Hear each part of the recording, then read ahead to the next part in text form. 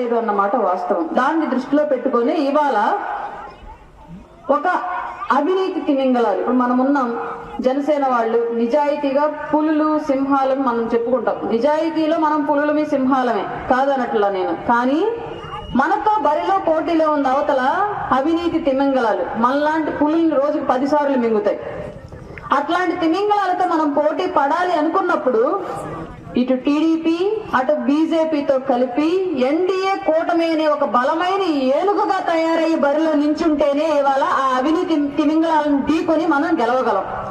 ఆ అవసరం ఉంది కాబట్టి ఇవాళ పవన్ కళ్యాణ్ గారు ఆర్థిక బలాబలాలు, సామాజిక బలాబలాలు, స్థానిక బలాబలాలు అన్నింటినీ కూడా పరిగణనలోకి తీసుకొని కొందరికి కొన్ని సందర్భాలు టికెట్లు ఇవ్వలేకపోయారు.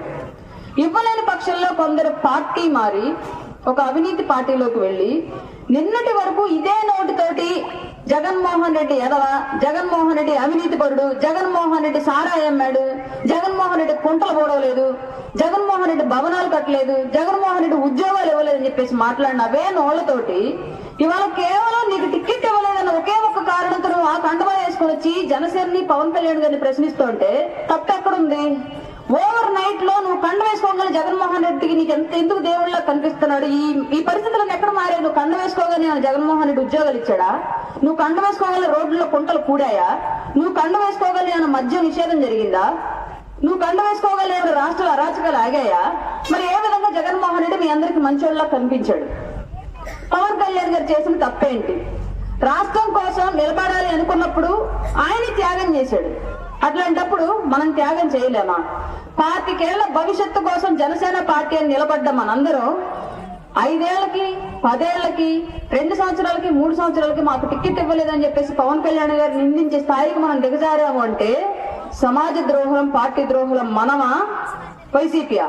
జనసేన పార్టీలో ఉన్నటువంటి కోవర్టులే ఇవన్నీ చేసి ఇప్పటి వరకు ఇట్లాంటి పరిస్థితిని క్రియేట్ చేసింది.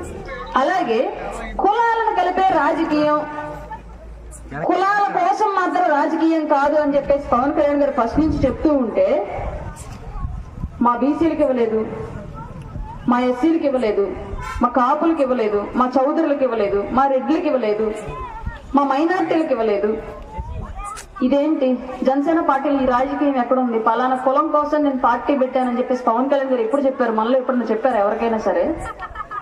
జాతి కోసం అన్ని కులాలను ఐక్యంగా ముందుకు తీసుకెళ్లే నాయకత్వాన్ని ఎంకరేజ్ చేయడానికి 25 ఏళ్ల నా ప్రయాణంలో మీకు డబ్బులు ఇవ్వలేకపోవచ్చు, పదవులు ఇవ్వలేకపోవచ్చు, కానీ పేరు ఇస్తా సొసైటీలో అని చెప్పాడు.